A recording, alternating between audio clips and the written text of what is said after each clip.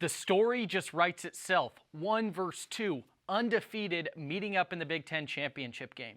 Number 1 Ohio State hasn't won a Big Ten championship since 2020, where the Indiana Hoosiers have not won a Big Ten championship since 1967, all setting up for a showdown in Indianapolis at Lucas Oil Stadium. Let's roll the highlights.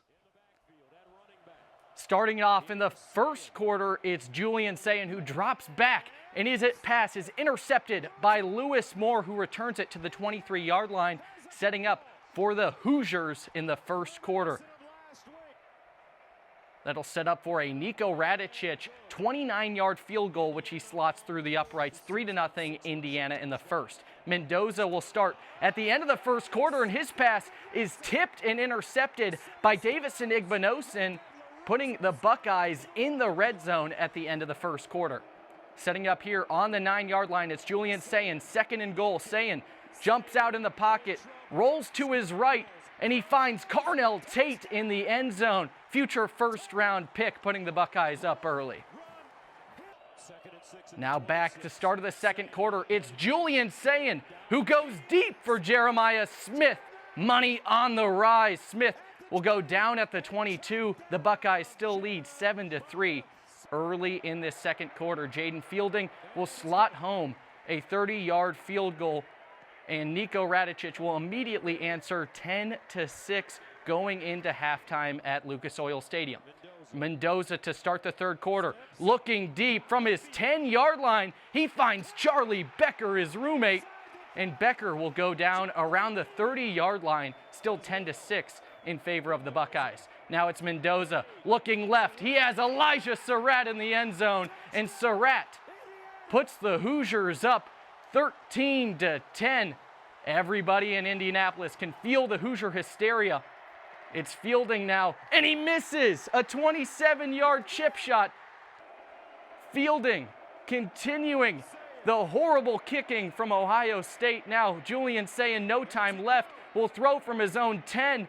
It's tipped up and it's caught by Jeremiah Smith, but nothing doing. The Indiana Hoosiers win the Big Ten championship. Jelani Cambridge creeps up the court for the Buckeyes. Back over to Barton. She'll swing it over to the center, Elsa Lamiglia. Cambridge, the leading scorer for this Buckeyes team, rising up with the mid-range shot, no good, rebounded by Nevaeh Caffey in the Indiana Hoosiers. Caffey swings the ball over to Beaumont. They'll have the full 25 seconds left on the shot clock here. Beaumont on the left block. Beaumont rises up and throws the ball off the glass for the two-point shot. 31-26. 3 minutes and 30 seconds left to go in this first half. The Indiana Hoosiers lead the number 12 ranked Ohio State Buckeyes on the road.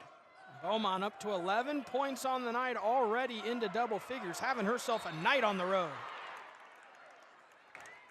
Nevaeh Caffey called for the foul. She has a tough assignment going up against Jelani Cambridge.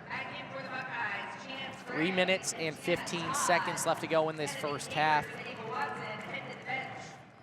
Watson and Cambridge will head to the bench. For the Ohio State Buckeyes, into the game goes Todd and Martin. Jelani Cambridge swings it over to Martin. Martin back to Lamiglia, who will hoist up a deep shot. No good, rebounded by Nevaeh Caffey.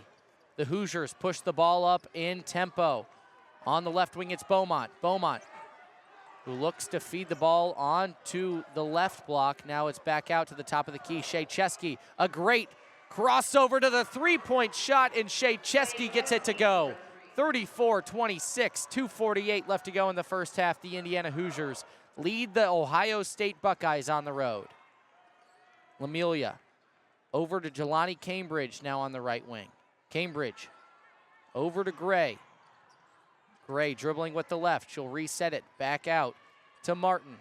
Martin picks up her dribble at the free throw line. Back over to Jelani Cambridge. 5 seconds left to go on the shot clock. Cambridge will hoist up a deep three. No good, off the front rim, rebounded by the Indiana Hoosiers. Lene Beaumont looking to push the tempo. She drives, stops at the free throw line, now drives to the left block, gets the layup to go. The Indiana Hoosiers lead by 10. Lene Beaumont gets it to go. Back the other way goes Jelani Cambridge. Cambridge will reset. Back to Lamelia. Lamelia hoists the ball up. She gets her own rebound and one. She'll go to the line for one shot. Score now 36-28, 1:49 left to go in the first half. And I'll tell you what, Brooks, that time Nguyen didn't even realize she had the ball in her hand. She was still boxing out, and that's why the foul was called. She was looking for the rebound.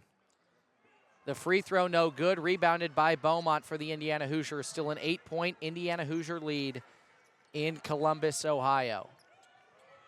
Makaluski finds Chesky on the left wing. Chesky, her pass is tipped. Possession will stay with the Hoosiers. The Indiana Hoosiers are Peach Bowl champs, and that means they're going to play for a national championship in just a little bit over a week in Miami against Miami. The Hoosiers put up 56 points to Oregon's 22, and really it was a dominant showing from start to finish. Fernanda Mendoza, offensive MVP of the Peach Bowl, had 5 total touchdowns to 4 different wide receivers.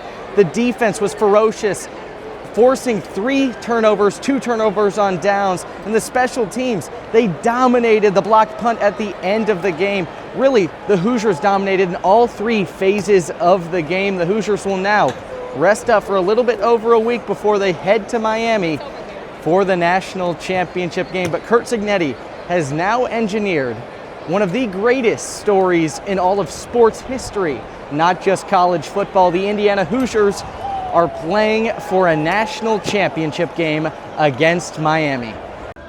The Indiana Hoosiers are national champions for the first time in program history. It seemed like a fever dream the entire game. 60 minutes, the Hoosiers played great football throughout the entire season. 16-0, this team will be forever remembered in college football history. And the game I think back to, the opening game of the Cignetti era, FIU, just last year. There weren't a lot of fans in the stands. Curt Cignetti, when he took the job, he urged the fan base to be loud, to go support the Hoosiers in Memorial Stadium. And now in just a couple of days, Memorial Stadium will be sold out for Indiana coming back to town with a college football playoff national championship trophy. The turnaround that we've seen from this program in Bloomington in just 24 months is one of the greatest, if not the greatest, stories in all of sports, not just college football, all engineered by one man and one team with one common goal: to play fast, physical, and relentless every single down. The Indiana Hoosiers win in Miami and become national champions for the first time in program history.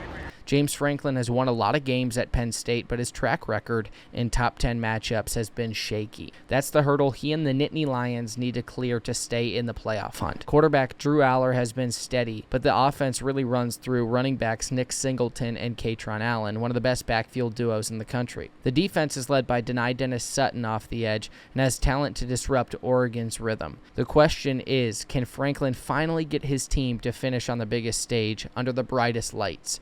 Beaver Stadium will be rocking and the pressure will be enormous. Oregon, meanwhile, comes in confident. Dan Lanning hasn't lost a regular season Big Ten game since joining the conference, and Dante Moore is playing like the 5-star recruit he was billed to be. He threw 4 touchdown passes last week and hasn't thrown an interception all season. The Ducks' offensive line has allowed just 1 sack in 4 games, and the defense has given up only 37 total points all year. Penn State may need this one more, but Oregon has the balance, the speed, and the poise to spoil the whiteout. Either way, this might be the biggest game of the college football season so far.